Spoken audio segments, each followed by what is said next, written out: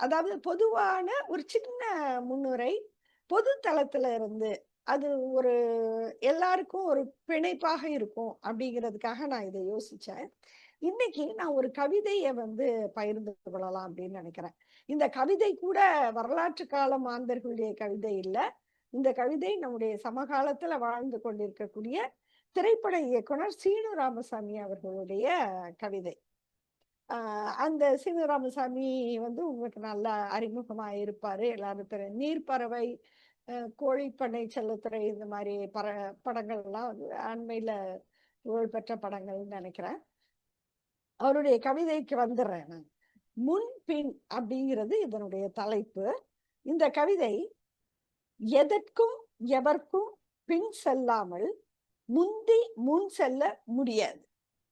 எதற்கும் எவர்க்கும் பின் செல்லாமல் முந்தி முன் செல்ல முடியாது.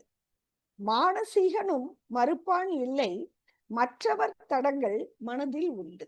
மானசீகனும் மறுப்பான் இல்லை, மற்றவர் தடங்கள் மனதில் உண்டு. பின் செல்லும் காலத்தில் முன் செல்லல், முன் செல்லும் காலத்தில் பின் செல்லல்.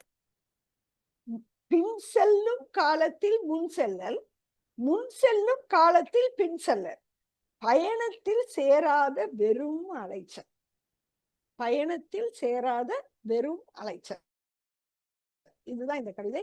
இந்த கவிதை எதை பற்றி சொல்லுது அப்படின்னு சொன்னா, நாம வந்து வாழ்க்கையில உரிய தலைவர்களையும் தேர்ந்தெடுக்கணும். நாம பின்பற்ற வேண்டியவர்களையும் நாம தெரிஞ்சுக்கணும். ஏன்னு கேட்டா, யாருமே வந்து ஒரு வரலாற்று தொடர்ச்சி இல்லாம உருவாக முடியாது. எல்லாரையும் வந்து விமர்சனப்படுத்தி தனித்து நிற்பதன் மூலமாக நீங்க பொது வாழ்க்கையில எந்த ஒரு பங்கும் ஆற்றிட முடியாது. எனக்கு தெரியல சீனு ராமசாமி வந்து இப்படி நினைச்சுதான் இந்த கவிதையை எழுதினாரான்னு எனக்கு தெரியல. நான் படித்ததில் நான் உணர்ந்ததைத்தான் நான் பகிர்ந்துக்கிறேன். அவருக்கே கூட இது புதிதா இருக்குமான்னு தெரியல. அவர் என்ன நினைச்சு எழுதினாருன்னு எனக்கு தெரியாது. அதே மாதிரி அவர் சொல்லி இருக்கிறதுல, அதாவது மற்றவர் தடங்கள் மனதில் உண்டு.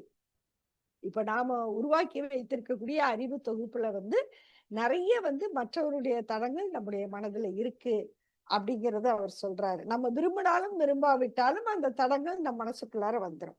அப்புறம் அவர் சொல்லியிருக்கிற அந்த இது என்னன்னா, இந்த மாதிரி நீங்க வந்து ஒருவர் தலைமையை ஏற்றுக்கொண்டு பின் செல்ல வேண்டிய காலத்துல நான் வந்து முன்னாடி போறேன் அப்படின்னு போறதுனாலயோ, முன்னாடி தலைமை ஏற்று நின்று சாதிக்க வேண்டிய காலத்துல பின்னாடி போய் நின்னுக்கிறதுனாலயோ, நிறைய பேர் அப்படிதான் இருப்பாங்க. எல்லாத்துக்கும் வந்து முன்னாடி நிக்கணும் அப்படின்னு நினைப்பாங்க. ஆனா, ஒரு சோதனை வருகின்ற பொழுது, ஒரு சவால் வருகின்ற பொழுது, ஒரு சமூக தேவை வரும் பொழுது அவங்க பின்னாடி போயிடுவாங்க.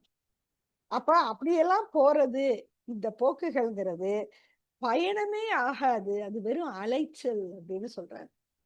அதாவது வந்து நம்ம ஒரு இடத்துக்கு கிளம்பி போவோம். சில சமயம் அந்த வேலை முடியாம வந்து சோர்வா வீட்டுக்குள்ளார வந்து என்னாச்சுன்னா, ஒரே அலைச்சலா போச்சு அப்படின்னு சொன்னா போன காரியம் நடக்கலைன்னு அர்த்தம். ஆனா அதற்கு பதிலாக அந்த காரியம் முடிஞ்சா நம்ம அதை அலைச்சல்னு சொல்ல மாட்டோம். ரொம்ப மகிழ்ச்சியா அந்த பயணத்தை வந்து நம்ம பகிர்வோம் இல்லையா? அது மாதிரிதான் நம்முடைய தனி வாழ்க்கையா இருந்தாலும் சரி, பொது வாழ்க்கையாக இருந்தாலும் சரி, நாம் நம்முடைய உரிய வரலாற்று மாந்தர்களை, பின்பற்ற வேண்டிய மாந்தர்களை அடையாளம் காண்பதும், நிகழ்காலத்தில் நம் தலைவர்களை தேர்ந்தெடுப்பதும், நாம் தலைமை ஏற்க வேண்டிய தருணம் வரும்போது தலைமை ஏற்பதும், அதுதான் முறையான பயணமாக அமையும். இல்லைன்னா அது வெறும் அலைச்சலாக அமையும் அப்படின்னு இந்த கவிதை சொல்லுது. இந்த கவிதை எனக்கு ரொம்ப பிடித்தமான கவிதைகள்ல ஒன்று. அதனால உங்களுக்கும் ஒரு சுவையான தொடக்கமாக இருக்கட்டும் அப்படிங்கிறதுக்காக நான் இந்த கவிதையோட இந்த நிகழ்ச்சியை ஆரம்பிச்சு வைக்கிறேன். இப்ப வந்து மேடை உதயகுமார் கைக்கு போகுது. தோழர்களுக்கு வணக்கம். நம்ம போன வாரம் வந்து முதல் பகுதி பார்த்தோம். ஆகையினால இது வந்து ஒரு பெரிய வரலாற்று இது. இந்த வரலாறு என்பதற்கு வந்து அச்சு ஊடகம் வர ஆரம்பித்தது, கண்டுபிடிக்கப்பட்டு ஆங்கிலேயர்களால் இங்கே கொண்டு வரப்பட்டு, அதற்கு பிறகு அது வந்து ஆங்கில எழுத்துக்கள் மட்டும் இருந்து எந்த ஆவணங்களுமே இல்லாம இன்று வரைக்கும் கூட நமக்கு வந்து 1960 70களுக்கு பிறகுதான் முறையான ஆவணங்களே இருக்கு. அதுக்கு முன்னாடி உள்ள ஆவணங்கள் எல்லாம் ஆங்கிலேயர்கள் உருவாக்கிய அவர்கள் வைத்திருந்த ஆவணங்கள் தான். அப்ப இந்த வரலாறை நாம பார்க்கும்போது நமக்கு நிறைய செய்திகள் பல்வேறு எப்படி இந்த ஆவணங்கள்லாம் வந்தது, இந்த ஆவணங்களுடைய உண்மைத்தன்மை எப்படி இருக்கு, இவை எப்படியெல்லாம் பாதுகாக்கப்பட்டது, இந்த மாதிரியெல்லாம் நிறைய விஷயங்களை பார்க்க முடிஞ்சது. இதுல நம்ம போன வாரம் பார்த்ததனுடைய தொடர்ச்சியா ஒரு விஷயத்த நான் அதுல இருந்தே அப்படியே தொடரணும் அப்படின்னு நான் நினைக்கிறேன். இது வந்து அந்த நம்ம பார்த்தோம் இல்லையா, திராவிட இயக்கம் தோன்ற வேண்டியதற்கான தேவை எங்கு வந்து ஒரு சமூகத்துல ஏற்பட்டது அப்படிங்கிறது. அதை நாம பார்க்கும்போது நமக்கு அப்ப போன வாரம் பார்த்ததுல நாம என்ன சொன்னோம் அப்படின்னா, அந்த சென்சஸ பத்தி சொன்னோம். 1891ல எடுக்கப்பட்ட சென்சஸ்ல இருந்து தெரிய வருது. எவ்வளவு பேரு, எத்தனை விகிதம் இருக்காங்க, என்னென்ன பணிகள்ல இருக்காங்க. இது தெரிஞ்சதற்கு பிறகு தான் இந்த ஒரு புள்ளி விவரம் அல்லது இந்த இது இது மாதிரியான அ இந்த டேட்டா கிடைச்சதுக்கு பிறகு அது ஒரு கிளர்ச்சியை ஏற்படுத்துது. அ ஒரு ஒரு உத்வேகத்த குடுக்குது, விழிப்புணர்ச்சிய குடுக்குது அப்படின்னு பார்த்தோம். ஆனா இந்த சமூகம் எப்படி இருந்துச்சு? அதற்கான ஆவணங்கள் எதுவுமே வந்து நம்மகிட்ட கிடையாது. அப்போ அந்த ஆவணத்துக்கு அந்த ஆவணத்தை நாம எப்படி சரிபார்க்கிறது? இவர்கள் இப்ப நம்ம அவர்களினுடைய அந்த கூற்றிலிருந்துமே நம்ம பார்க்கலாம். இதெல்லாம் ஆங்கிலேயர்கள் வந்ததற்கு பிறகு தான் இந்த மாதிரியான ஏற்றத்தாழ்வுகள் ஏற்பட்டன. அதற்கு முன்னாடி வந்து இவையெல்லாம் வந்து எதுவும் இல்ல. இங்க வந்து ஒரு அமைதியான அவங்களுடைய வார்த்தையில ஒரு பொற்கால ஆட்சி நடைபெற்றுக் கொண்டிருந்தது. அப்படின்லாம் சொல்றாங்க இல்லையா? அப்ப இவர் வந்து யாரு அப்படின்னா, ஆபே ஜே டூபாய்ஸ் அப்படிங்கிறவரு. இவர் வந்து ஒரு மிஷனரி, மதத்தை பரப்புவதற்காக இங்க வந்தவர் தான். பிரான்ஸ்ல இருந்து இந்தியாவுக்கு வந்தவர். இவர் வந்து ஹிந்து கஸ்டம்ஸ் அண்ட் செரிமனிஸ்ன்னு ஒரு புத்தகம் எழுதியிருக்கார். இந்த புத்தகம் அவர் எப்படி எழுதியிருக்காரு அப்படின்னா, முதல்ல இவருடைய புகைப்படத்தை பார்ப்பவர்களுக்கெல்லாம் தெரியும். அவர் ஒரு கிறிஸ்டியன் மிஷனரி மாரியே இதுல இல்ல. அப்ப இதை முதல்ல பார்த்தவங்க என்ன நினைச்சாங்க, யாரோ ஒரு இந்து மத துறவி போல அப்படின்னு. அப்ப அவர் தன்னை வந்து இங்க உள்ள மக்களோடு தன்னை இணைத்துக் கொண்டு, அவர் என்ன பண்றாரு, அவங்களாகவே வாழ ஆரம்பிச்சிடுறாரு. தன்னை வந்து ஒரு ஒரு ஒரு ஒரு இந்து என்று சொல்லக்கூடியவன் எப்படி வாழ்வானோ, அப்படியே தன்னை இணைத்துக் கொண்டு அந்த அவர்களுடைய உடை, நடை, அவங்களுடைய உணவு பழக்கவழக்கம், மொழி எல்லாத்தையுமே தானாவே அதாவே மாறி அவர்களுடைய வாழ்வியலை கற்றுக்கொண்டு, அதற்கு பிறகு அவர் வந்து என்ன எழுதுறாருன்னா, இந்த இந்து சமூகம் எப்படி இருந்ததுன்னு. அவர் இதை செய்ததற்கு கூட என்ன காரணம் அப்படின்னா, அவர் என்ன நினைக்கிறாரு, நம்ம மதத்தை பரப்பணும்னா இந்த மக்கள் என்ன பேசுகிறார்கள், என்ன அவர்களுடைய பழக்கவழக்கம், அவர்களுடைய பண்பாடு என்ன, அவங்களுடைய சடங்கு முறைகள் என்ன, இதெல்லாம் தெரியாம நாம வந்து ஒரு கருத்தை, அதுவும் மொழியும் தெரியாது, தெரியாம ஒரு மதத்தை பரப்ப முடியாது அப்படின்னு அவர் நினைக்கிறாரு. அதனால அவர் என்ன நினைக்கிறாரு, நம்ம அவங்கள ஒருத்தனா மாறினாதான் நம்ம வந்து நம்ம கருத்தையே அவங்க கிட்ட சொல்ல முடியும் அப்படின்னு, அதுக்காக தான் அவர் மாறுறார். அப்படி அவர் மாறினதற்கு பிறகு அவர் தன்னுடைய அனுபவங்கள்ல இருந்து இந்த சமூகம் எப்படி இருக்கு அப்படிங்கிறத ஒரு குறிப்புகளா எழுதுறார். இந்த காலகட்டம் வந்து என்ன மாதிரி காலகட்டம் அப்படின்னா, நம்ம சொன்ன மாதிரி அச்சு ஊடகங்களினுடைய தாக்கம் பெருசா வர்றதுக்கு முன்னாடி மேக்ஸ் முல்லர் போன வார இதுல பார்த்தோம், எப்படி இவங்க வந்து பார்ப்பனர்கள் மேக்ஸ் முல்லர் போன்றவர்கள்ட்ட வந்து சமஸ்கிருதம் தான் இந்த நாட்டின் உயரிய மொழி, அதுல தான் உலகின் தலை சிறந்த இலக்கியங்கள் இருக்கிறதுலாம் சொல்லி சமஸ்கிருதத்திற்கு எப்படி அவர்கள் பணத்தை ஒதுக்கி கொண்டு அவங்க வந்து அதை ப்ரொமோட் பண்ணாங்கன்னு பார்த்தோம். மேக்ஸ் முல்லர் காலத்துக்கும் முந்தைய காலகட்டம் வந்து ஆபே ஜே டூபாய்ஸனுடைய காலம். அதாவது 1796ல இருந்து 1823 வரைக்கும் மெக்காலே கல்வி முறை கூட வராதது. ஆங்கில கல்வி என்பது போகாத காலகட்டம். அப்ப இவர் தன்னுடைய குறிப்புகளை பிரெஞ்சுல எழுதுறாரு. அதை இங்க இருந்து சரிபார்த்து அதற்கு பிறகு லண்டனுக்கு அனுப்புறாங்க. லண்டன்ல இருந்து தான் அது என்ன பண்ணுது அப்படின்னா ஆங்கிலத்துல மொழிபெயர்க்கப்படுது. அவர் அதுல சொல்லியிருக்கிற சில செய்திகள் வந்து எப்படி நான் ஒவ்வொரு நூற்றாண்டுலையும் உள்ள ஒரு சில விஷயங்களை சொல்லணும்னு நினைக்கிறேன். அவர் சொன்ன சில முக்கியமான ஒரு சில கருத்துக்களை மட்டும் நான் இங்க வந்து சொல்ல விரும்புறேன். அவரு இந்த சமூகத்தோடு ஒன்றி தன்னை இணைத்து கொண்டு அவர் வாழ்ந்துட்டு, அவர் ரொம்ப முக்கியமா நம்ம ஒரு விஷயத்த என்ன சொல்றாரு அப்படின்னா, இந்தியர்கள் அதாவது இங்க இருக்கக்கூடிய மக்கள் வந்து பார்ப்பனர்களுக்கு அதாவது பிராமின்ஸ்க்கு அடிமையா அவங்க வந்து வாழ்ந்துகிட்டு இருக்காங்க. ஆனா அவர்களால வந்து அவருடைய அது ஆங்கிலத்துல இருக்கிறதே நான் வந்து சொல்றேன். மக்கள் வந்து Under the supremacy of the Brahmins, the people of India hated their government while they cherished and respected their rulers. இது இந்த இமேஜ்ல இல்ல, நான் அதுல படிக்கிறத சொல்றேன். அதாவது பார்ப்பனர்களுடைய ஆளுகையில இருந்தபோது இந்திய மக்கள் வந்து அவர்களுடைய அரசாங்கத்தை வெறுத்தார்கள். ஆனால் அதே நேரம் அவங்களுடைய ரூலர்ஸ், ஆட்சியாளர்களை அவங்க கொண்டாடினாங்க. இப்ப நம்ம எடுத்துக்காட்டுக்கு ராஜராஜ சோழன், ராஜேந்திர சோழன் இந்த மாதிரியான ஆட்சியாளர்களை அவங்க கொண்டாடுறாங்க. ஆனால் அவர்களுடைய அரசாங்கத்தை வெறுக்கிறார்கள். ஏன்னா அது பார்ப்பனிய ஆதிக்கத்துல இருக்குது. ஆனா under the supremacy of Europeans, they hate and despise their rulers from the bottom of their hearts while they cherish and respect the government. இதுதான் அவர் முக்கியமா சொல்ற அப்சர்வேஷன். இந்திய மக்கள் வந்து யூரோப்பியன்ஸை வெறுக்கிறாங்க. அவங்க பார்க்கறதுக்கு வேற மாதிரி இருக்காங்க. அவங்க நம்மள மேல வந்து அதிகாரம் செலுத்துறாங்க. இதெல்லாம் அவங்களுக்கு வெறுப்பா இருக்கு. ஆனா அவர்களுடைய கவர்மெண்ட்டை இவங்க விரும்புறாங்க. ஏன்னா இவங்களுடைய கவர்மெண்ட் தான் இவங்களுக்கு ஆதரவானதா இருக்கு. பார்ப்பனர்கள் அரசர்கள் இருந்தபோது, அதாவது அவர் இன்னும் என்ன சொல்றாருன்னா, ஹிந்து பிரின்சஸ், ஈவன் முகமதன்ஸ் இவங்கெல்லாம் இருந்தா கூட பிராமினிக்கல் ரூல் தான் எல்லா இடத்துலயும் இருந்தது. Since all post of confidence were held by Brahmins அப்படின்னு. இது வந்து நீதி கட்சி 891 சென்செக்ஸ் வர்றதுக்கு வந்து அஃபிஷியலான டாக்குமெண்ட்ஸ் வர்றதுக்கு முன்னாடி ஏபேஜே டூபாய்ஸ் வந்து சொன்னது. அதாவது மக்கள், இந்திய மக்கள் என்பவர்கள் மன்னர்களினுடைய ஆட்சி காலத்துல அவங்க மன்னர்களை போற்றினார்கள். ஆனால் அவர்களுடைய அரசை வந்து வெறுத்தார்கள். யூரோப்பியர்களினுடைய ஆட்சி காலத்துல ஐரோப்பியர்களை அவங்க வந்து வெறுத்தார்கள். ஆனால் அவர்களுடைய ஆட்சியை இவர்கள் விரும்பினார்கள். ஏன்னா இவங்களை ப்ரொடெக்ட் பண்ணணும்னு நினைக்கிறாங்க. இவங்களை வறுமையிலிருந்து வெளியே கொண்டு வரணும்னு நினைக்கிறாங்க. இவங்களுக்கான வேலை வாய்ப்பை, வசதிகளை ஏற்படுத்தி தர வேண்டும்னு நினைக்கக்கூடிய அரசாங்கமாக ஐரோப்பிய அரசாங்கம் இருக்கிறதுனால அதை விரும்புறாங்க அப்படின்னு சொல்றேன். இப்ப இது அவங்க நம்ம சொன்னோம்னா இது வந்து வெளிநாட்டுக்காரங்க அவங்க அப்படி எழுதியிருக்காங்க அப்படிங்கிறது. அதுக்கு தான் நான் இந்த இமேஜ்ல கொடுத்துருக்கேன். இவரினுடைய இந்த மாதிரியான ஆய்வுகளை அல்லது அவர் வந்து அந்த மக்களோடு மக்களாக தங்கி வாழ்ந்த விஷயங்களை அவர் வந்து யாரு அதை சப்போர்ட் பண்ணி பேசுறாரு அப்படின்னா, இந்தியாவை சேர்ந்த அந்த இடத்துல எனக்கே ஒரு நிமிஷம் இருங்க, அந்த இமேஜ் சரியா தெரியல. உங்களுக்கெல்லாம் தெரியுதா? ராகவ் பகதூர், திவான் பகதூர் ஸ்ரீனிவாச ஐயங்கார் மெட்ராஸ் பிரசிடென்சி காலேஜ் சொசைட்டியில் 1896ல அவர் வந்து ஏபிஜே டூபாய்ஸினுடைய ஆய்வுகளை பற்றி பேசும்போது அதை அவர் சொன்னது எல்லாம் சரிதான் என்று ஒப்புக்கொண்டு பேசின அந்த ரெஃபரன்ஸ்க்காக தான் நான் இந்த இமேஜை வந்து கொடுத்துருக்கிறேன். அவர் இன்னும் முக்கியமா என்ன சொல்றாரு அப்படின்னா, இந்தியர்களை கிறிஸ்தவர்களாக நம்மளால வந்து மாற்ற முடியாது. ஏன் அப்படின்னா, ஒண்ணு வந்து மக்கள் எப்படி இருக்காங்க அப்படிங்கிறதுக்காக அவர் சொன்னது.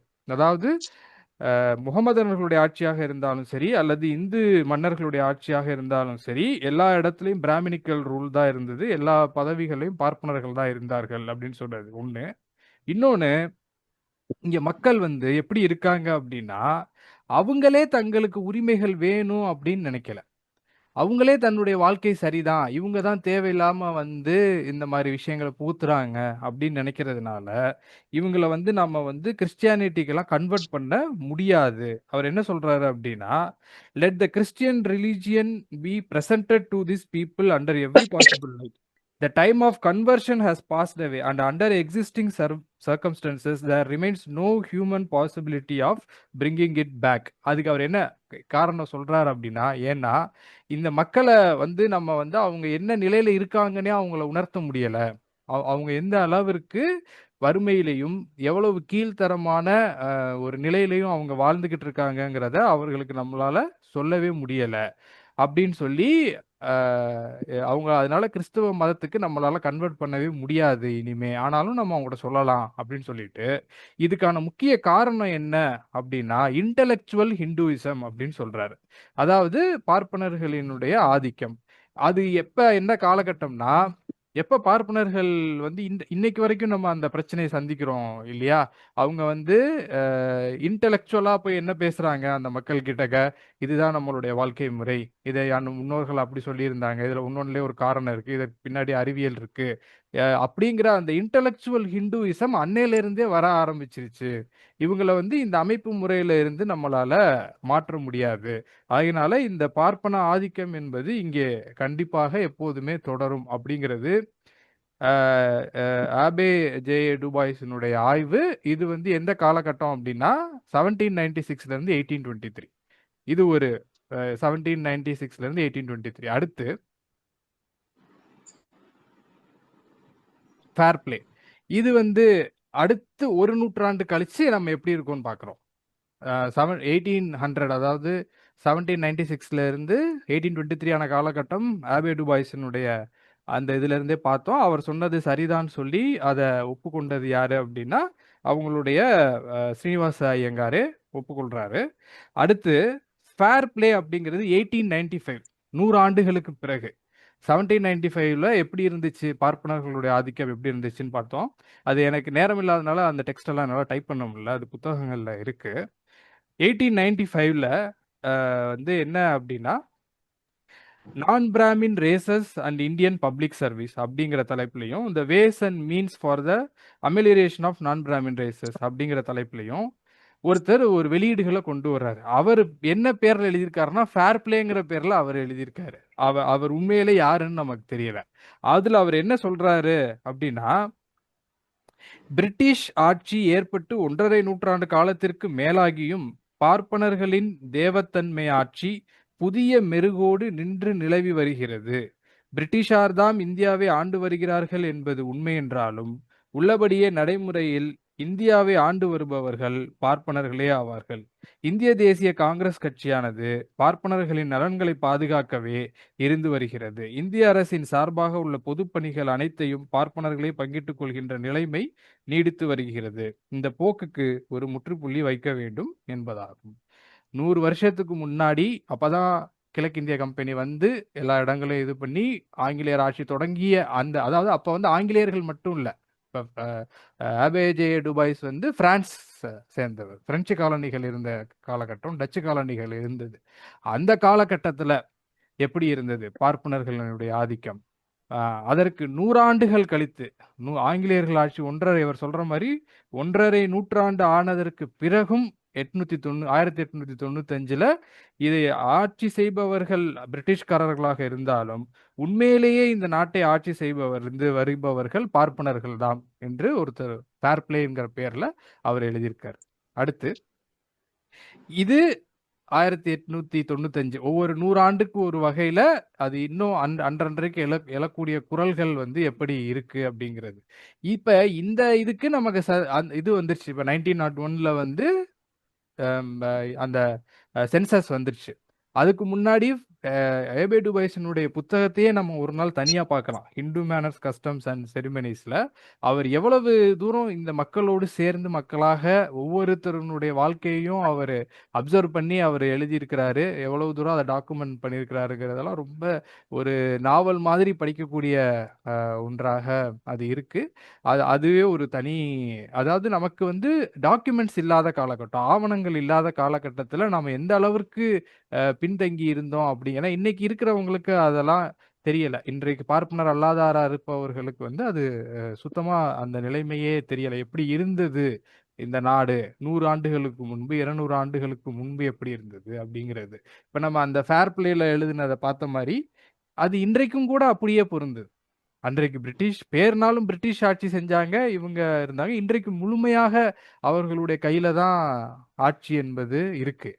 அப்ப 100, 1795, 1895, 1995, 2025 வரைக்கும் இந்த நிலைமை வந்து அப்படியே இருப்பதை தான் நாம வந்து பார்க்கிறோம். அதுல இப்படிப்பட்ட ஒரு நிலை இந்த சமூகத்துல இருக்கு. எந்த அளவுல மாறி இருக்கு, அதுல நம்ம என்ன முன்னேற்றத்தை பெற்றிருக்கிறோம் அப்படிங்கிறது தான் நம்ம இன்றைக்கு நீதி கட்சி தொடங்கப்பட்டதனுடைய இதா போன வாரம் அதுல என்னென்ன இயக்கங்கள் வந்தது இதெல்லாம் பார்த்தோம். இப்ப இன்னைக்கு நம்ம அந்த புள்ளி விவரங்களோட சில இதை பார்த்துடலாம்.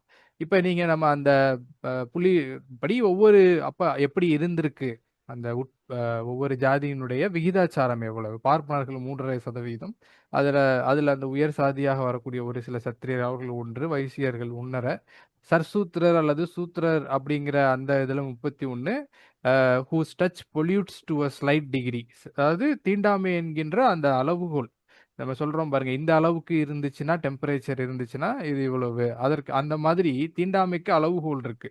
ஸ்லைட் டிகிரி பொல்யூட் பண்ணக்கூடிய பர்சன்டேஜ் எவ்வளவு, தொட்டாலே தீட்டுப்படுறவங்க எவ்வளவு, அந்த மாதிரி கொடுத்துருக்குறாங்க. தொட்டால் மன்னிக்கணும், அது கீழே வரைக்கும் தெரியுதா? இல்ல கடைசி தெரியுது தெரியுது.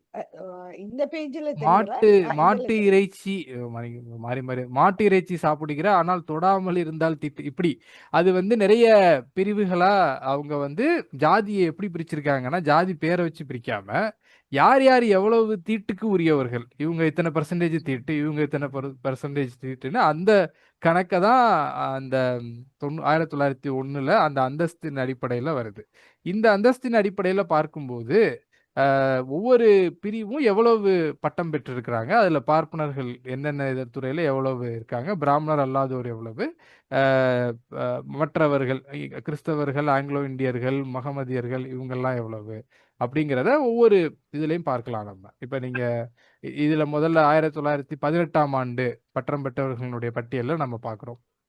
அதே மாதிரி அரசு உத்தியோகங்கள்ல பார்ப்பனர்கள் 3.6% தான் இருக்காங்க. ஆனா 42.2 சதவீதம் அவங்க இருக்காங்க. மற்ற இதர இந்துக்கள் 36%. இதே மாதிரி இந்த எவ்வளவு சதவீதம் இருக்காங்கங்கிறத நம்ம பார்த்துடலாம்.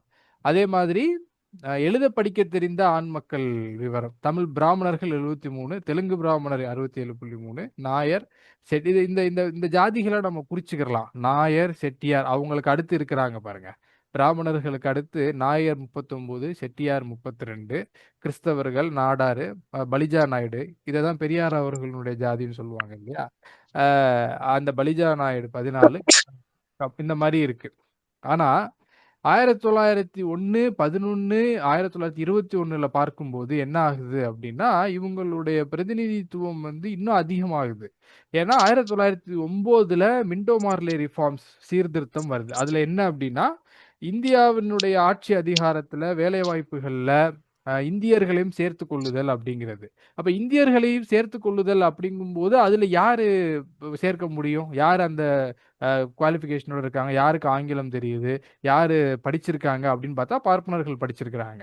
அப்ப அவங்களுக்கு தான் அதுல அதிக பதவிகள் போகுது. இப்ப இது வந்து டெபுட்டி கலெக்டர்கள் எவ்வளவு பேரு வந்து இந்திய பார்ப்பனர்கள் இருக்காங்க, அப்படி சப் ஜட்ஜ் எவ்வளவு இருக்காங்க, மாவட்ட முன்சீப்கள் எவ்வளவு பேர் இருக்காங்க அப்படிங்கிறதையும் பார்த்தாலும் நமக்கு தெரியும் இந்த இந்த இந்த புள்ளி விவரங்களை. இப்ப அது கீழேயே நம்ம அந்த திருநாவுக்கரசு ஐயாவோட புத்தகத்துல வந்து 1909ஆம் ஆண்டுக்கு முன்னாடி வரைக்கும் இந்தியர்களினுடைய பிரதிநிதித்துவம் அவ்வளவா வந்து ஆட்சி அமைப்புல இல்ல, ஆட்சி முறையில இல்ல. ஆனால் ஆட்சி முறைக்குள் இந்தியர்களை சேர்க்க வேண்டும் இவர்கள் கேட்டதெல்லாம் எதுக்காக, பார்ப்பனர் அல்லாதவர்களுக்காக அவங்க இது வரைக்கும் கேட்கல. கேட்ட உடனே அது எல்லாம் பார்ப்பனர்களுக்கு கிடைச்சிருக்கு. அதுதான் இந்த புள்ளி விவரம் வந்து நமக்கு காமிக்குது. இந்த சூழலில் தான் நமக்கு வந்து நீதி கட்சி உருவாகுது.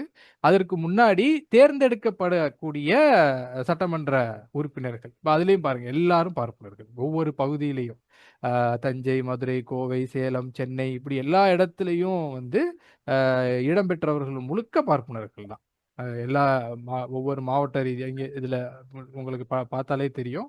எம்.கே. ஆச்சாரியார், ரங்காச்சாரி, சுப்பிரமணிய ஐயர், கிருஷ்ணசாமி ஐயர், சேஷகிரி ஐயர், சுந்தரம் ஐயர், இப்படி எல்லாருமே வந்து முழுக்க பதவிகளை வகித்தவர்கள் அவங்க தான். இப்ப இந்த சூழல்ல தான் நம்ம போன வாரம் பார்த்தோம், நீதி கட்சி வந்து திராவிட இயக்கம் எப்படின்னா, இந்த புள்ளி விவரங்களை நம்ம போன வாரம் கொடுக்கல, எப்படி உருவானது அப்படிங்கிறது. இதுல நம்ம நீதி கட்சியை பற்றி தெரிந்து கொள்ளும் போது மிக முக்கியமாக 3 ஆளுமைகளை பற்றி, 4 ஆளுமைகளை நம்ம தெரிஞ்சுக்கிறணும். Natesanar, doctor TM. நாயர், அப்புறம் சார் பிட்டி தியாகராயர், பனகலரசர். இப்ப நம்ம சொன்னோம் பாத்தீங்களா, அந்த புள்ளி விவரங்களை பார்க்கும்போது பார்ப்பனர்களுக்கு அடுத்து ஓரளவுக்கு படித்தவர்களாக இருந்தவர்கள் யாரு அப்படின்னா, நாயர், நாயுடு, பலிஜா நாயுடு, இப்படி எல்லாம் பார்த்தோம் பாருங்க. நாடார், இவங்க செட்டியார், இவங்க எல்லாரும் அந்த சமூகங்களை சேர்ந்த தலைவர்கள் தான் இவங்க எல்லாருமே. நடேச முதலியார், டி.எம். நாயர், அப்புறம் தியாகராசர், பிட்டி தியாகராய செட்டியார், பனகலரசர், இவங்க எல்லாருமே அந்த பார்ப்பனர்களுக்கு அடுத்து இருந்த சமூகங்களை சார்ந்த தலைவர்கள் தான். இவர்களே பார்ப்பன ஆதிக்கத்தில் ஒவ்வொருவரும் நேரடியாக பாதிக்கப்பட்டு, இன்னும் சொல்லப்போனா பாதிக்கப்பட்டவர்கள் எல்லாம் ஒன்று கூடி உருவானது தான் திராவிட இயக்கம். பாதிக்கப்படாதவர்கள் அப்படியெல்லாம் இதுல யாரையுமே நம்ம வந்து சொல்ல முடியாது. டாக்டர் நடேச முதலியார் வந்து தன்னுடைய ப இந்த திராவிட சங்கத்தை அவர்தான் முதல்ல மூலவர்கள்ல முதலாமவர் டாக்டர் நடேச முதலியார் தான். நடேச முதலியாரும் ஒரு டாக்டர். அந்த காலத்துல வந்து சென்னை கிறிஸ்தவ Madras Christian college Madras medical college இன்னைக்கு வரைக்கும் இருக்கு இல்லையா? சென்னை மருத்துவக் கல்லூரி. அந்த மருத்துவக் கல்லூரியில உயர் எம்பிபிஎஸ்க்கு நிகரான இன்னொரு ஒரு படிப்பை படித்தால் தான் டாக்டர் ஆக முடியும். ஆனால் அவருக்கு அதுல அவரால படிக்க முடியல.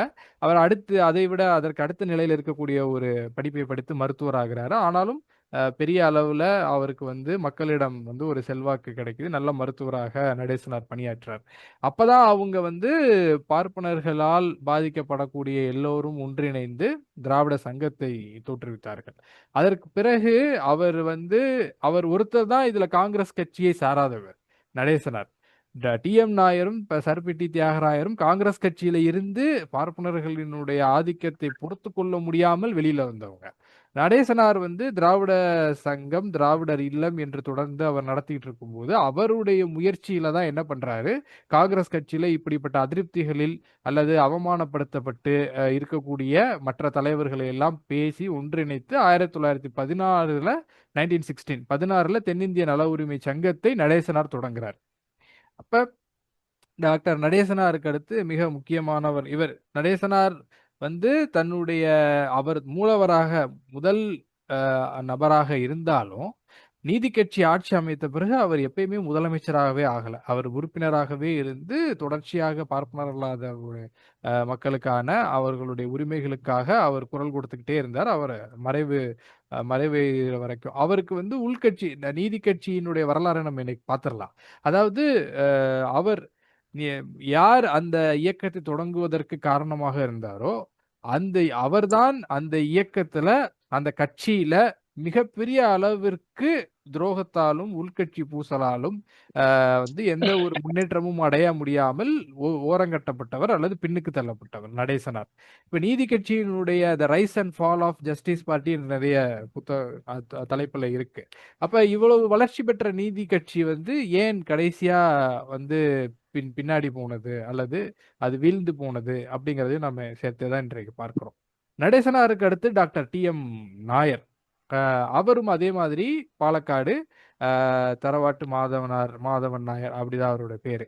அவர் வந்து இங்கே சென்னை கிறிஸ்தவ மருத்துவக் கல்லூரியில படிச்சுக்கிட்டு இருந்தாலும் அவர் லண்டன்ல போய் மருத்துவம் படிச்சுட்டு வந்தார். நாயர் அவர்களினுடைய அந்த வாழ்க்கையெல்லாம் நாம தனியாக இவர்கள் ஒவ்வொருவரையும் பற்றி ஒரு நாள் வகுப்பே நாம வந்து பேசணும். ஏன்னா ஒரு ஒட்டுமொத்தமான நீதி கட்சி இதுல இவங்களை பற்றி ரொம்ப சுருக்கமா தான் சொல்ல முடியும். அவர் ஆற்றிய பணிகள், அவங்க வந்து மருத்துவத்துறையை அவரு நீதி கட்சி உருவாகி அதற்கு பிறகு ஆட்சிக்கு வருவதற்கு முன்பே அவர்கள் சமூகத்துல அவர்களுடைய தொழில் சார்ந்து அந்த அளவுல அவங்க செய்திருக்கக்கூடிய பங்கு அல்லது நாமெல்லாம் இன்றைக்கு பெரிய அளவுல மருத்துவ வசதிகளை பெறுவதற்கெல்லாம் அடிப்படையாக அமைந்தது டி.எம். நாயர் அவர்களுடைய இதுதான். அவர்தான் நிறைய மருத்துவ இதழ்களை நடத்துறாரு. நிறைய விஷயங்களை வந்து அவர் ஸ்டாண்டர்டைஸ் பண்றாரு. அவங்க மருத்துவராக இருந்த காலகட்டத்துல. அதே சமயத்துல முனிசிபல் கமிஷனராவும் அவர் செயல்பட்டிருக்கிறாரு. அப்படி முனிசிபல் கமிஷனரா அவர் செயல்படும்போது, அவருக்கு எதிராக செயல்பட்டவர்கள் எல்லாமே யாருன்னா காங்கிரஸ்காரர்கள் தான். அவரும் காங்கிரஸ்ல இருந்து தான் இருக்காரு. காங்கிரஸுக்குள்ள இருந்த 3 அணியா காங்கிரஸ்ல எப்பயுமே அந்த கோஷ்டி மோதல். 3 அணிகளாக இருக்காங்க. தீவிரவாதிகள், மிதவாதிகள், அப்புறம் அன்னி பெசன்ட் தலைமையிலான ஹோம் ரூல் மூவ்மெண்ட்காரங்க. இதுல இவர்களுக்கு எதிராக செயல்படக்கூடியவர்கள் மாம்பழம் பகுதியைச் சேர்ந்த பார்ப்பனர்கள். அடையாறில் இருக்கக்கூடிய ஹோம் ரூல் மூவ்மெண்ட்டை சேர்ந்த அன்னி பெசன்ட் இவர்களை சார்ந்த பார்ப்பனர்கள்.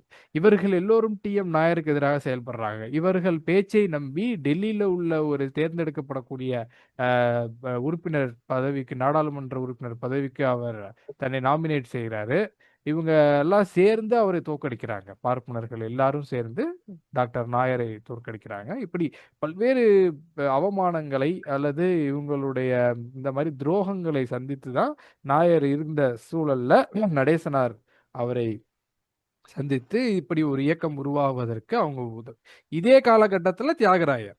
எப்படி டாக்டர் நாயர் மருத்துவத் துறையில் சிறந்து விளங்கி அந்த துறை வளர்வதற்கு அவர் காரணமா இருந்தாரோ, முனிசிபல் கமிஷனராக இருந்து இந்த சென்னை நகரத்தினுடைய வளர்ச்சிக்கு பாடுபட்டாரோ, அதே மாரி சர்பிட்டி தியாகராயர் வந்து ஒரு ஒரு வணிக குடும்பத்தை சார்ந்தவர். அவங்க வந்து தேவாங்க செட்டியார் சமூகம். தேவாங்கம் என்ற ஒரு ஆடையினுடைய வகை. அந்த ஆடையை நெய்யக்கூடிய நெசவு தொழில் செய்யக்கூடியவர்கள் என்பதால் அவர் பேரு அவங்களுடைய அந்த சமூகத்துக்கு தேவாங்க செட்டியார் என்று பெயர் வந்தது. அந்த துணி நெசவு செய்தல் இந்த மாதிரி தொழில்களை செய்யும்போது சென்னையில தொழில் வளர்ச்சியே இல்ல சென்னை மாகாணத்துல. அப்ப அவர் தான் என்ன பண்றாரு, இந்தியன் அந்த காமர்ஸ் மீட்டிங்ஸ் எல்லாம் இங்க அந்த கான்ஃபரன்சஸ் எல்லாம் இங்க நடத்துறாரு. நிலைய தொழில் நடவடிக்கைகளை இங்கே மேற்கொள்ள அவரு முன்னோடியாக செயல்படுறாரு. இப்படி தொழில் வளர்ச்சியை அவர் வந்து பெரிய அளவுல இங்க சென்னையில உருவாக்கியதற்கு மிக முக்கிய பங்கு சர்பிட்டி தியாகராயருக்கு உண்டு. இந்த நீதி கட்சி ஆரம்பிக்கிறதுக்கு முன்னாடியே இவரையும் அதே மாதிரி பார்ப்பனர்கள் காங்கிரஸ் கட்சியில வளர விடாம அவர்களே எல்லா இதையும் ஏற்படுத்தி கொண்டு அவரும் அதிருப்தியில இருந்தது. இன்னும் சொல்லப்போனா இவங்கல யாருமே வந்து கடவுள் நம்பிக்கை இல்லாதவர்கள் என்பதற்கு தெளிவான குறிப்புகள் இல்லை. எல்லோருக்குமே கடவுள் நம்பிக்கை உள்ளவர்களாகத்தான் இருக்கிறார்கள். அப்படி கடவுள் நம்பிக்கை இருப்பவர்கள் கூட எல்லார்கிட்டையும் பார்ப்பனர்கள் அவர்களுக்கு தேவையான காரியங்களை சாதித்து கொண்டு அவர்களிடம் நிதியை பெற்றுக்கொண்டு அவங்களையே ஒரு கீழ் நிலையில வைத்திருக்கக்கூடிய ஒன்றைத்தான் அவங்க ஏற்படுத்தினாங்க. இப்ப டாக்டர் நாயர் இதே மாதிரி தியாகராயர் அவர்களும் அந்த 3 பேரும் ஒன்றிணைந்து தான் எதிராஜுலு முதலியார் அவர்களுடைய வீட்டுல 1916ஆம் ஆண்டு தென்னிந்திய நல உரிமை சங்கம் என்கிற பெயர்ல பார்ப்பனர் அல்லாதார் இயக்கம் வந்து உருவாகுது. டாக்டர் நாயர் வந்து அவர் தான் ஈட்டிய பொருளை எல்லாம் மருத்துவத்துல அவர் தன்னுடைய சொந்த செலவில், ஏன்னா இங்க வந்து மான்டேக் செம்ஸ்ஃபோர்டு ஆக்ட் வருது. அதுலதான் வந்து இரட்டை ஆட்சி முறை வருது. இனிமேல் ஒரு பக்கம் அரசாங்க அதிகாரிகள் ஆட்சி செய்வார்கள். அவர்கள் வந்து ஆங்கிலேயர்களினுடைய கவர்னர் ஜெனரல்களுக்கு நேரடியாக அவர்களோடு பணிபுரியக்கூடியவர்கள், அவர்கள் கீழ் இவர்களுடைய ஆட்சி முறை ஒன்று. இன்னொன்று மக்களால் தேர்ந்தெடுக்கப்படக்கூடியவர்களுடைய ஆட்சி முறை. இந்த மான்டேக் செம்ஸ்ஃபோர்டு ஆக்ட் வருது. இதுல யார் யாருக்கு அப்ப எல்லாருக்கும் வாக்குரிமை கிடையாது. அப்ப இவங்க என்ன அந்த கமிட்டியில வைக்கிறாங்க அப்படின்னா, பார்ப்பனர் அல்லாதவர்களுக்கு சிறப்பு வாக்குரிமை வேணும். ஏன்னா அன்றைக்கு இருந்த வாக்குரிமையின் அடிப்படையில பார்த்தா எல்லாரும் பார்ப்பனர்களுக்கு போகுது. பார்ப்பனர் அல்லாதவர்களுடைய வாக்கே வராது. அதை பற்றி பேசணும், அதை எடுத்து சொல்லி அந்த உரிமையை பெற வேண்டும் என்பதற்காக அவங்க நிறைய முயற்சி செய்றாங்க. ஆனா அந்த குழுவே அவர்களால் சந்திக்கவே முடியல. ஏன்னா அன்னி பெசன்ட் அவர்களும் சீனிவாச ஐயங்கார் இவங்க தான் அதான் ஆங்கிலத்தில் ரொம்ப புலமை பெற்றவர்கள். முதல்ல மெக்காலே கல்வியை கற்று ஆங்கிலத்தை கற்று துபாஷிகளாக இருந்தவர்கள். துபாஷினா இருமொழி துவி பாஷி 2 பாஷைகளே பேசக்கூடியவர்கள். இவங்க தான் எல்லாத்தையும் அவங்களுக்கு சொல்றாங்க. அதே மாதிரி அவங்க சொல்றத நமக்கு சொல்றாங்க. இந்த துபாஷிகளாக இருந்த அத்தனை பார்ப்பனர்களும் ஆங்கிலேயர்களை ஏமாற்றி அவங்களுக்கு தேவையானதை சாதித்து கொண்டிருந்த காலகட்டத்தில் இப்படி நம்ம இங்க சொன்னா முடியாது, நம்ம நேரா லண்டன்ல போய் அவங்களையே பார்த்து பேசணும், தன்னுடைய சொந்த செலவுல லண்டன் போய் இதை பற்றி நிறைய பேசிட்டு திரும்பி வந்துடுறாரு. மறுபடியும் 2வது முறை லண்டன் பயணப்படுகிறார். அந்த நேரடியாக அந்த நாடாளுமன்ற குழுவை சந்திப்பதற்காக. இந்தியாவுக்குன்னு ஒரு அமைச்சர் இருப்பாங்க, அந்த அமைச்சரை சந்தித்து பேசுவதற்காக போறாரு. ஆனால் அவர் போயிட்டு கொஞ்ச நாள்லயே அங்க உடல்நலம் சரியில்லாம அவர் லண்டன்லயே காலமாயிடுறார். அது வந்து ஒரு மிகப்பெரிய ஆற்காடு லட்சுமணசாமி முதலியார் இவங்கெல்லாம் அதற்கு பிறகு போகும்போது அந்த அந்த திரைப்படத்துல வர்ற மாதிரியே அந்த கதை நடக்கும். அவரால் ஹாஸ்பிட்டல்ல வந்து மருத்துவமனையில் அட்மிட் ஆயிருக்காரு. ஆனால் நேரடியாக போய் அந்த குழுவில் அவரால் வந்து பேச முடியல.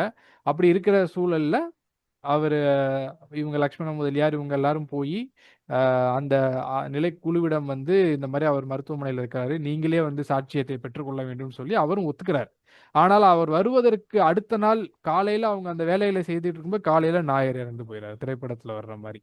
ஆனால் அது அங்க உள்ள தலைவர்கள் எல்லாம் இரங்கல் தெரிவிச்சிருக்காங்க, ஆங்கிலேய அதிகாரிகள் இரங்கல் தெரிவிச்சிருக்காங்க. ஆனால் எந்த காங்கிரஸ் இயக்கத்திற்கு இவர் உழைத்தாரோ, எந்த அமைப்புல இருந்து இவங்க வந்துலாம் தங்களுடைய பொது வாழ்க்கையில நண்பர்களாக நினைத்தார்களோ, சொல்லப்போனா இன்றைக்கு இருக்கக்கூடிய இந்து நாளேடு இருக்கு பாருங்க, கஸ்தூரி ஐயங்கார், அந்த கஸ்தூரி ஐயங்கார் இவரோடு நெருங்கிய நண்பராக இருந்தவர். இவங்க யாருமே இவருடைய இரங்கலுக்கும் வரல, இரங்கல் பற்றிய ஒரு அறிக்கை கூட அவங்க அந்த அமைப்புல இருந்து விதப்பல. அந்த அளவிற்கு தியாகங்களை செய்து தன்னுடைய சொந்த பணத்தை எல்லாம் போட்டு அவர் லண்டன்லயே மறைந்து போனார். சர்பிட்டி தியாகராயரும் அதே மாதிரி நீதி கட்சி 1919 தேர்தலுக்கு பிறகு ஆட்சிக்கு வருது. ஆனால் தான் முதலமைச்சர் ஆகாம சுப்பராயலு ரெட்டியார் அவர்களை முதலமைச்சராக்கி அவர் 25ல சர்பிட்டி தியாகராயரும் இறந்து போயிடுறார் 1925ல.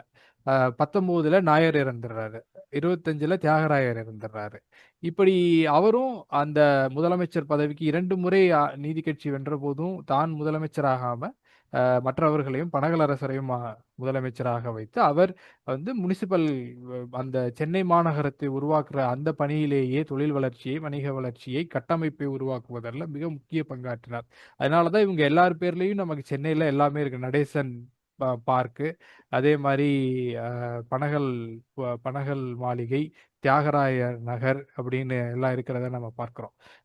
அதே மாதிரி தியாகராயர் அவர்களினுடைய அந்த வயதுல அவரை பற்றி என்ன சொன்னாங்க அப்படின்னா, இன்றைக்கும் எதிரிகள் சொல்லக்கூடிய விஷயம் என்ன அப்படின்னா, இந்த கட்சி உருவானதற்கான காரணம் வந்து பிராமண வெறுப்பை ஏற்படுத்துவது. ஏன் பிராமண வெறுப்பை அவங்க உண்டாக்குனாங்க அப்படின்னா, நீதிபதிகளாகவும் இப்ப நம்ம பார்த்தோம் பாருங்க, டெப்யூட்டி கலெக்டரு, அப்புறம் வந்து வரித்துறையில இருக்கக்கூடியவர்கள், இது எல்லாமே வந்து பிராமணர்கள் இருந்தாங்களாம்.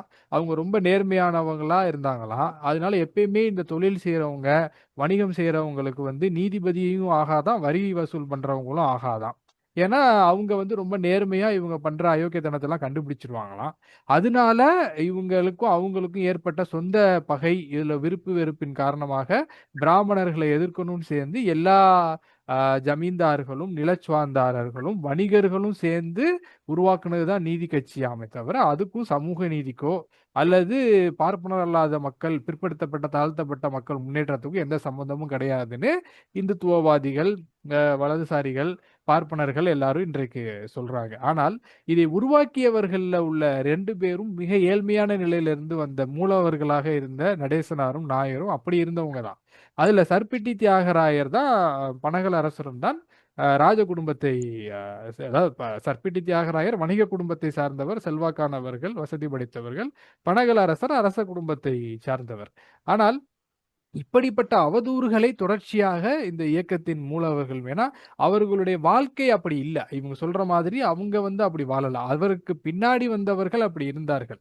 பனகல் அரசரை பற்றி நாம சொல்ல வரும்போது, பனகல் அரசர் தான் வந்து இந்த இயக்கத்தை தாங்கி பிடிக்கிறார். ஏன்னா நாயர் இறந்துறாரு, சர்பிட்டி தியாகராயர் தன்னுடைய முதுமை காலத்துல இருக்கிறாரு. அவர் தன்னுடைய 1925ல அவர் எதிர்பாராத விதமா இறந்துடுறாரு.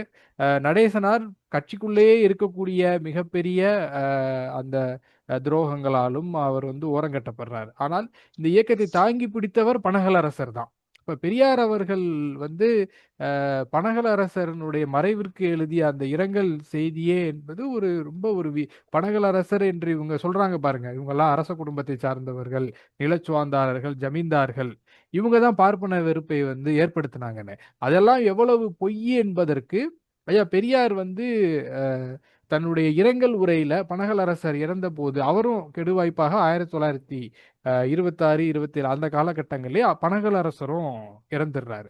அப்பதான் பெரியார் சொன்னாரு, நடேசனார், நாயர், தியாகராயர் இவர்களுக்காவது தங்களுக்கு அடுத்து பனகல் அரசர் வருவார் என்கிற நம்பிக்கை இருந்தது.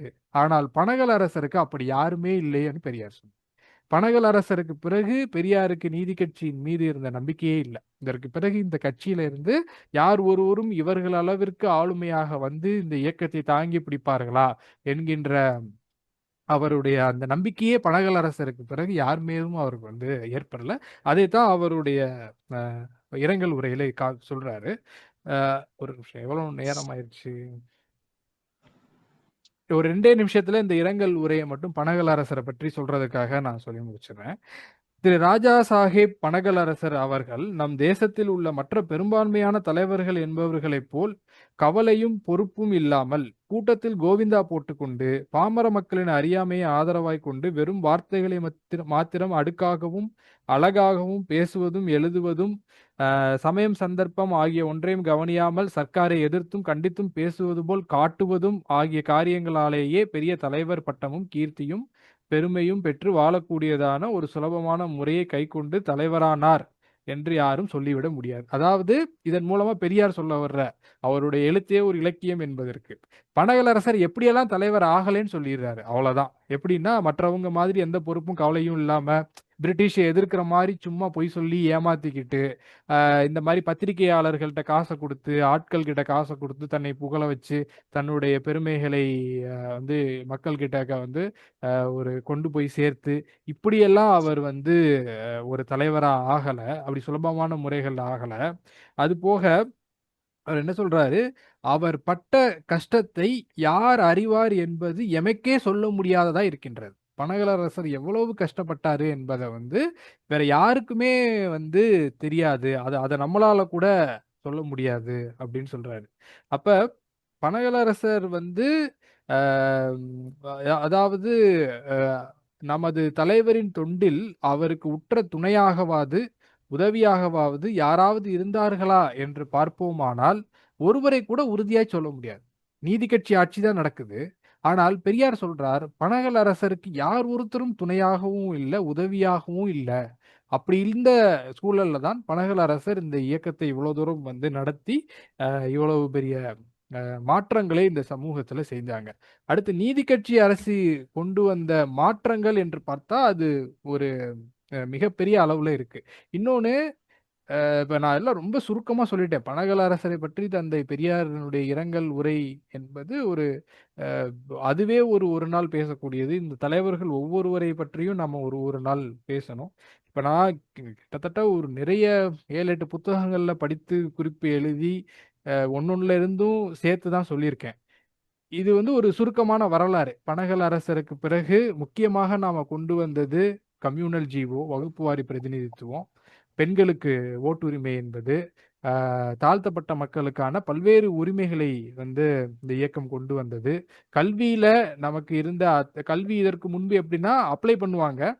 அப்ளை பண்றவங்கல ஒரு இன்டர்வியூ வச்சு செலக்ட் பண்ணுவாங்க. அதுல அத்தனை பேரும் பார்ப்பனர்கள் எடுப்பாங்க. பேருக்கு மற்றவங்கள கொஞ்சம் எடுப்பாங்க. அதெல்லாம் சட்டமன்ற விவாதங்கள்லயே வருது. கேட்குறாங்க. இதுல எத்தனை பேர் அப்ளை பண்ணாங்க? இத்தனை பேரு. எவ்வளவு பேர் எடுத்தீங்க? இத்தனை பேரு. அதுல எத்தனை பேர் பார்ப்பனர்கள்? கிட்டத்தட்ட 80% பார்ப்பனர்கள். அப்படி இருந்ததை மாற்றி அத செலக்ஷன் கமிட்டின்னு ஒரு தேர்வு குழுவை உருவாக்கி அந்த குழுதான் மாணவர்களை தேர்வு செய்ய வேண்டும் என்று ஏற்படுத்தியதற்கு பிறகுதான் எல்லா சமூகத்தை சேர்ந்த மாணவர்களும் படிக்க வந்தாங்க. அதே மாதிரி காலை உணவு மதிய உணவு திட்டம் என்று முதல்ல கொண்டு வந்தது இங்கதான். உலகத்துல வேற எங்கேயுமே இல்லாத சூழல்ல பெண்களுக்கு வந்து வாக்குரிமை கொடுத்தது நீதி கட்சி ஆட்சியில தான். இப்படி பல்வேறு அதே மாதிரி இந்து சமய அறநிலையத்துறை மிக முக்கியமா எவ்வளவு தூரம் கொள்ளையடித்து கொளுத்து இருந்த சூழல் கோபால்சாமி ஐயங்காரை வைத்தே பனகல் அரசர் தான் அதுவும். அதே மாதிரி கம்யூனல் ஜீவோ கொண்டு வந்ததும் பனகல் அரசர் தான். ஆனால் அவர் இருக்கும் காலகட்டத்தில் அது நிறைவேற்றப்பட முடியல. முத்தையா முதலியார் பின்னாடி 28ல வந்ததற்கு பிறகுதான் அது வருது சட்டமா.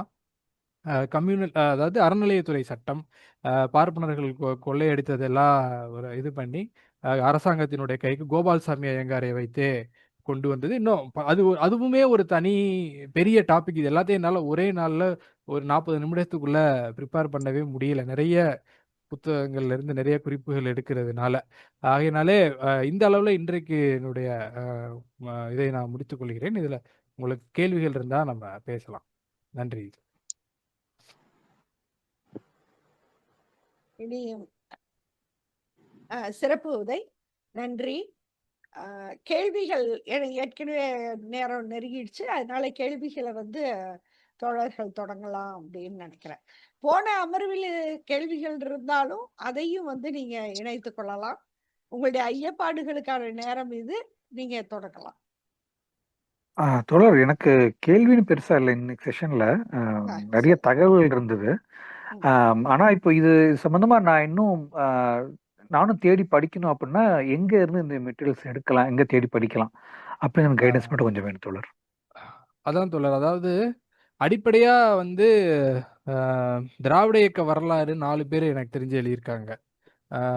ஒன்று வந்து ஐயா திருநாவுக்கரசு, அதற்கு பிறகு நாவலர் நெடுஞ்செழியன், அப்புறம் முரசொலி மாறன், அப்புறம் ஆர் முத்துக்குமார் எழுதியிருக்காரு. இது வந்து திராவிட இயக்க வரலாறுன்னே இருக்கு. ஐயா இவர் திருநாவுக்கரசு ஐயா எழுதுன நீதி கட்சி வரலாறு. அது போக உங்களுக்கு வந்து பெரியாரினுடைய வாழ்க்கை குறிப்பு, அதாவது தமிழர் தலைவர்னு நம்ம எழுதியிருக்கிறதுலையும், தந்தை பெரியார் காங்கிரஸ்ல இருந்த காலகட்டத்தில் இருந்து அவர் 25 சுயமரியாதை இயக்கம் வருவது வரைக்கும் காங்கிரஸ்ல இருந்தாலும் அவர் ஆதரித்த கட்சி என்பது நீதி கட்சியாக தான் இருக்கு, தொடக்க காலகட்டத்தில் இருந்து. அதுலேயும் அதனால நம்ம நீதி கட்சி இதை பற்றி நிறைய படிக்கலாம். நீங்க அந்த நீதி கட்சி தோன்றுவதற்கு முன்பு இருந்த வரலாற்றை நாம நிறைய படிக்கணும் அப்படின்னா, அதற்கு தான் இப்ப நான் சொன்ன மாதிரி இந்த அதாவது இந்த புத்தகங்களே அந்த செய்திகள் நிறைய இருக்கு. திராவிட சான்று அப்படின்னு தாமஸ் ட்ரவுட்மன் எழுதியிருக்காரு. அப்புறம் வந்து இப்ப நான் சொன்ன இந்த Hindu manners and customs ceremonies வந்து ஏபேஜே டுபாய்ஸ் வந்து எழுதியிருக்காரு. இந்த மாதிரி நிறைய புத்தகங்கள் இருக்கு. இப்போ ஒவ்வொரு தலைவர்களை பற்றியும் நீங்க தெரிந்து கொள்ளணும் அப்படின்னா, திராவிட இயக்க வேர்கள், அப்புறம் திராவிட இயக்க விழுதுகள் அப்படின்னு 2 புத்தகம் இருக்கு. அதையும் நம்ம வந்து படிக்கலாம். அதை யார் எழுதியிருக்கிறது? அதுவும் திருநாவுக்கரசு ஐயா எழுதினதுதான். திராவிட இயக்க வேர்கள், திராவிட இயக்க விழுது. அதுல ஒவ்வொரு தலைவரை பற்றியும் முழுமையா அவர் எழுதியிருக்காரு. இந்த ஆபே டூபே அவரை பற்றி சொல்லிதான் ஆரியமாயை புக்கே தொடங்குது. அண்ணாவோட ஆரியமாயை. ஆரியமாயி. ஆமா ஆமா. அதுவே ஒரு பெரிய புத்தகம். அந்த டூபாய்ஸனுடைய புத்தகமே பெருசு. இதுல நான் சும்மா முன்னுரையில இருந்து ஒரு சில இதை மட்டும்தான் சொன்னேன். நம்ம இது அதான் இப்ப கிட்டத்தட்ட நிறைய புத்தகங்கள்ல இருந்து தான் குறிப்புகள் எடுத்து நம்ம பார்க்க வேண்டியது இருக்கு. வேற நான் இவ்வளவு படிச்சது இவ்வளவுதான். இதற்கு மேல வேற எதுவும் புத்தகங்கள் இருக்கான்னு தெரியல எனக்கு. நன்றி தொடர். இல்ல பழைய உங்களுக்கு குடியரசு பழைய ஜேர்னல்ஸ் நமக்கு ஒரு பெரிய ரூட். அப்படி நீங்க டைரக்டா எடுக்கணும் அப்படின்னு சொன்னா அந்த காலகட்டத்தில் நடத்தப்பட்டு வந்த இதழ்களை தேடி நம்ம படிக்கணும். அது ஒரு சொந்த ஆய்வாக போகும், உங்களுக்கு ஒரு தனிப்பட்ட ஆய்வாக இருக்கும். ஆனா எனக்கு தெரிஞ்சு இந்த இவர் குறிப்பிட்ட நூல்கள் வந்து ஓரளவு ஆதாரபூர்வமாகவும் விரிவாகவும் நமக்கு போதுமான தகவல்கள் தரப்பட்டிருக்கிறதா நான் நினைக்கிறேன். மேலும் நுணுக்கி ஆயணும் அப்படின்னா நம்ம வந்து படிக்கலாம். அந்த மாதிரி இதழ்களை தேர்ந்தெடுத்து அன்றாட அப்ப வந்து கொண்டிருந்து செய்திகள் அதன் வழியாக நம்ம பார்க்கலாம். அந்த ஆவணங்கள் எல்லாமே இருக்கு, அரசு ஆவணங்கள். இன்னொன்னு நம்ம இதுல இந்த கட்சிக்கு பேரு வந்து தென்னிந்திய நல உரிமை சங்கம் தான். ஆனா நீங்க பாருங்க, அன்றைக்கு பத்திரிகைகளுடைய தாக்கம் எந்த அளவிற்கு இருந்திருக்குன்னா, அவங்க நடத்தின ஜஸ்டிஸ்ங்கிற அந்த பத்திரிகை தான் புகழ் பெறுது. அதனால அந்த அமைப்பினுடைய பெயர் வந்து சவுத் இந்தியன் எஸ்ஐஎல்எஃப்னு இருக்கு, சவுத் இந்தியன் லிபரேஷன் ஃபெடரேஷன் அப்படின்னு, எஸ்ஐஎல்எஃப்னு. அந்த பேரே மாறி அந்த கட்சியே ஜஸ்டிஸ் பார்ட்டின்னு மாறி இங்கிலீஷ்ல, அதற்கு பிறகு அதுல இருந்து அதை தமிழ்ல கொண்டு வந்து நீதி கட்சின்னு வர்ற அளவிற்கு அன்றைக்கு வந்து பத்திரிகைகளினுடைய இதழ்களினுடைய தாக்கம் வந்து இருந்திருக்கு. அதனால திராவிடன், அப்புறம் வந்து குடியரசு, இதெல்லாமே அன்னைக்கு நிறைய பத்திரிகைகள், அதுலயும் நம்ம நேரடியாக பார்க்கலாம். இதோட ஒரு அவர் சொன்னதுனால நான் ஒரு தொடர்ச்சியா சொல்றேன். புதிய குரல் கூட நம்ம நடத்தின பத்திரிகையினுடைய பேர். இப்ப நீங்க ஃபேர் ஆக்சுவலி எனக்கு ரொம்ப தெளிவா இருந்தது நீங்க சொன்னது, இன்னைக்கு எனக்கு நல்லா புரிஞ்சுது. எனக்கு என்ன ஒரு டவுட்னா, இந்த ஃபேர் பிளேன்னு ஒரு டேர்ம் வச்சு நீங்க ஒன்னு எக்ஸ்பிளைன் பண்ணீங்களா? அது வந்து அது ஒரு டேர்முங்களா இல்ல? இல்ல, அதாவது அது அந்த ஃபேர் பிளேங்கிற பேருல அவர் இந்த வெளியீடுகளை கொண்டு வந்திருக்காரு. அதாவது நான் இப்ப சொன்னேன் இல்லையா, அந்த 1795ல ஆபே டுபாய்ஸ் சொன்னதும், 1895ல த நான் Brahmin races and Indian public service அப்படிங்கிற பேர்ல ஒருத்தர் ஒரு வெளியீடு கொண்டு வர்றாரு. அவருடைய புனை பெயர், அந்த வெளியீடுகளுக்கு அவர் வச்சுக்கிட்ட பேர் வந்து ஃபேர் பிளே. ஆனா அவர் யாருன்னு தெரியல. அதனால அந்த ஃபேர் பிளேன்னு நான் போட்டிருந்தேன். அந்த 2 வாக்கியமும் அப்படியே ஒன்னா இருக்கு. அவர் 100 வருஷத்துக்கு முன்னாடி ஆபே டுபாய்ஸ் சொன்னதும், 1895ல ஃபேர் பிளேன்னு ஒருத்தர் கொண்டு வந்த வெளியீடும் கிட்டத்தட்ட ஒரே சென்டென்ஸ், ஒரே பொருள் தரக்கூடிய அதே வரிகள். இன்னைக்கு 2025ல நம்ம எழுதினாலும் அதே பொருள்படக்கூடிய வரிகளை தான் நம்ம எழுத முடியும். தமிழ்நாட்டு அளவுல வேணா கொஞ்சம் மாறுபடலாமே தவிர, இந்திய அளவுல நம்ம எடுத்துக்கிட்டோம்னா, இப்ப நம்ம போன வாரம் ஒரு 2 வாரத்துக்கு முன்னாடி தோழர் இவர் வேயிறு தோழிபங்கன் அவரை வச்சு ஒரு நிகழ்வு நடத்தினோம். அதை பார்க்கும்போது இதே வார்த்தைகள் அப்படியே இன்றைக்கும் கூட நமக்கு பொருந்தது. இந்திய அளவுல சொல்றேன்.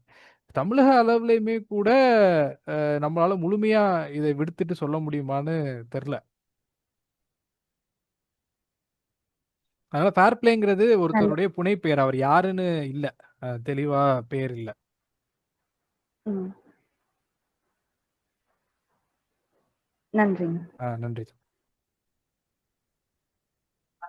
இல்ல கேள்வி ஒண்ணும் இல்ல. தகவல் ரொம்ப சிறப்பா இருந்தது. தொகுப்பு நிறைய இருந்தது. மாணவர்கள், புதியவர்களுக்கு அந்த வரலாறு தொடர்ச்சியா கொண்டு போறதுக்கு போன வகுப்பும் இந்த வகுப்பும் சிறப்பா எடுத்திருந்தாரு. அது நல்லா இருந்தது. அதை சொல்றதுக்கு நான் அப்படியே இரவு ஊருக்கு கிளம்புறேன். சரி, அதான் பேசிட்டு அப்படியே கிளம்பி. நன்றி தோழர். வணக்கம். நன்றி. நன்றி தோழர். இல்ல, இப்ப நம்ம இதுல இன்னும் நீதி கட்சியினுடைய சாதனைகளை விரிவாவே பார்க்கல. அது ரொம்ப பெருசு. அடுத்த இதுலதான் நம்ம அதை கொண்டு வர முடியும்.